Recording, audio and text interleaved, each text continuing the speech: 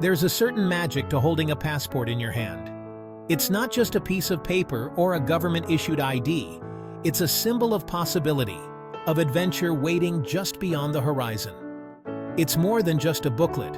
It's a key that unlocks the world. With it, you can step onto a plane, cross borders, and immerse yourself in cultures you've only dreamed about. My first trip to Europe as a teenager wasn't just about sightseeing. It was about connecting with people and realizing we all share the same hopes, dreams, and curiosity about the world.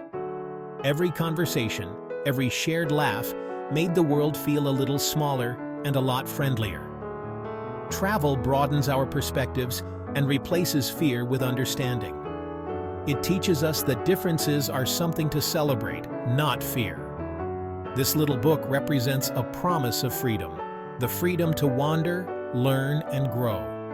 It's a ticket to self-discovery, to stepping outside your comfort zone and embracing the unknown. Every stamp tells a story. A conversation in Istanbul, a meal in Tuscany, a spontaneous adventure that turned into a lifelong memory. Or getting lost in Lisbon's winding streets, only to find something unforgettable around the next corner. These experiences shape who we are, leaving marks on our hearts as lasting as the stamps in our passports. But this freedom isn't guaranteed. It depends on international agreements and shifting politics. The ability to travel can be as fragile as the paper your passport is printed on. When leaders debate at the United Nations, it can feel distant, but their decisions impact our ability to travel. The policies they set can open doors or close them. Borders open and close, visas become easier or harder to get, and the world's welcome can change overnight. What was once a simple journey can suddenly become impossible. That's why Trump's recent speech at the UN matters. It signals changes that could affect all travelers, reminding us how connected we are to global events. The power of our passport depends on the world's willingness to let us in. It's a privilege, not a guarantee, and one we should never take for granted. At the United Nations, former President Trump delivered a message that resonated around the world, emphasizing the importance of strong borders and strict immigration controls. His speech was a clear signal that the United States would prioritize its own interests and security above all else. Trump argued that a nation without borders isn't truly a nation at all, framing migration not just as a challenge, but as a direct security threat to national sovereignty and stability. His America First philosophy sent a powerful message to the world. The era of open doors and easy entry is over, and the United States will be more selective about who it lets in. This rhetoric shifts the conversation about immigration from a story of human movement and opportunity to one of risk, security, and national defense, urging other nations to adopt similar stances. The vision he paints is of fortified nations, each turning inward, focusing on their own interests and building higher walls.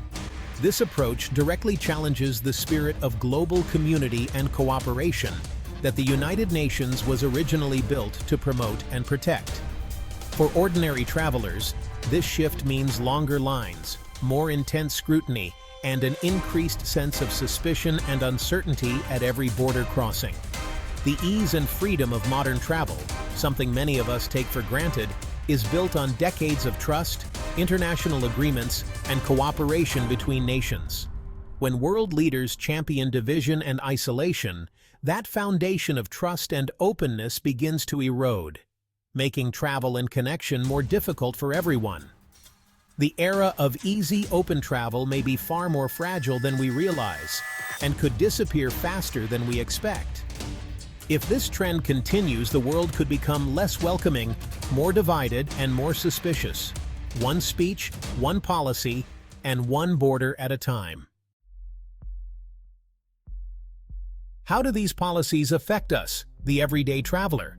Stricter immigration means more paperwork, higher fees, and tougher visa processes. A dream trip can turn into a bureaucratic nightmare, or never happen at all. At the border, you might face longer waits and more probing questions. A warm welcome can be replaced by suspicion, coloring your whole trip. Sometimes travel restrictions appear overnight. Suddenly, a country is off limits. Political disputes can shrink our world, cutting us off from new cultures. Less cooperation means fewer flights, less information, and a world that feels smaller. Our freedom to roam is deeply tied to the politics of the day. Trump didn't just target migration. He dismissed climate change efforts as a scam, calling them a hoax and undermining years of international progress. He openly mocked green energy solutions, doubling down on support for fossil fuels like oil and coal, and actively pulled the U.S. out of global climate agreements that aim to reduce emissions. For travelers, this isn't just an abstract debate. Climate change directly threatens the places we dream of visiting. Iconic destinations like Venice, Patagonia, and the Great Barrier Reef are already feeling the impacts, from flooding to coral bleaching. Rising seas, melting ice, and extreme weather events put these natural wonders and historic cities at serious risk, making future visits uncertain. When world leaders reject climate action, global cooperation to protect these irreplaceable places falters, and meaningful solutions become harder to achieve. Climate policies also shape the cost and experience of travel. Think new taxes on flights, stricter emissions rules, or requirements for greener hotels and transportation. Trump's stance prioritizes short-term economic gains and business interests over the long-term sustainability of our planet and the travel industry itself. Imagine booking a flight to Europe and facing a hefty carbon tax, or navigating a confusing patchwork of green regulations that vary from country to country. The world could split into green zones, with strict environmental rules, and others with looser standards, making international travel more complicated and unpredictable. The climate debate isn't just about the environment, it's about the future of travel itself, and whether the places we love will even be accessible to us. Where we can go, and what we'll find when we get there, hangs in the balance. Our travel dreams depend on the choices leaders make today. As migration and climate debates intensify, travelers face a new landscape of rules and costs. Booking a flight might soon require more paperwork and environmental considerations. We could see climate visas, carbon offset fees, and stricter entry requirements. Security measures may mean more biometric data and less privacy. Crossing borders could become more intrusive and complex. This will force us to be more conscious travelers, thinking about our impact and the politics of our destinations. We might travel less often, stay longer, or choose greener options like trains. The bureaucracy may grow, but so can our sense of purpose. These challenges could push us toward more meaningful, sustainable travel. The future of travel may be more complicated, but it could also be more rewarding. Imagine travel 10 or 20 years from now if these ideas become the norm. Planning a trip to Italy? You'll need a detailed permit, financial records, and a formal itinerary. Visa waivers are gone, replaced by intense screening. Flights cost more due to carbon tariffs and offset fees. At the airport, AI and biometrics replace the human touch. Visiting Venice? Book months ahead, pay preservation fees, and see a city changed by rising seas. Spontaneity is lost.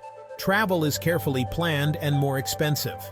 Some countries become isolated, others off-limits due to climate disasters. The freedom to pick a spot and go could be a thing of the past. Travel choices will be shaped by politics, environment, and bureaucracy. In a world torn between connection and isolation, travelers play a vital role. The best souvenir isn't a t-shirt, it's a broader perspective. Travel breaks down prejudice and builds empathy. As borders harden, we must keep our hearts and minds open. Don't let fear or cynicism close you off. Be a good ambassador abroad and a gracious host at home. Curiosity is our best compass. Read, learn, and seek out new experiences. When leaders divide, our curiosity is an act of defiance. The goal of travel is connection with history, nature, and people. These connections enrich our lives and counter division. As rules change, let's travel with humility and respect. That's how the spirit of exploration endures. Imagine a world where walls win and passports gather dust. Destinations become just pictures, places you can't visit. The loss isn't just personal. Millions lose livelihoods as tourism fades. Travel dollars preserve heritage and support communities. Without travelers, the world's treasures are at risk. The greatest loss is to our collective soul. Travel fosters peace and global citizenship. When we stop moving, we stop learning and grow more divided. A world without travel is more prone to conflict and misunderstanding. This is the risk if we let division dominate. Our freedom to explore is too precious to lose. The stakes are about the world we want to live in. So, what can we do? We're not powerless. Stay informed about migration, climate, and global politics. An informed citizen is an empowered one.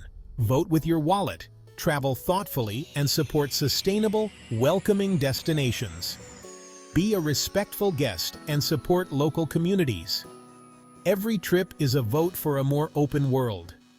Use your voice, share stories, talk about why travel matters, and advocate for open borders and climate action. Contact your representatives and make your values known. Never lose your sense of wonder. The world is still amazing.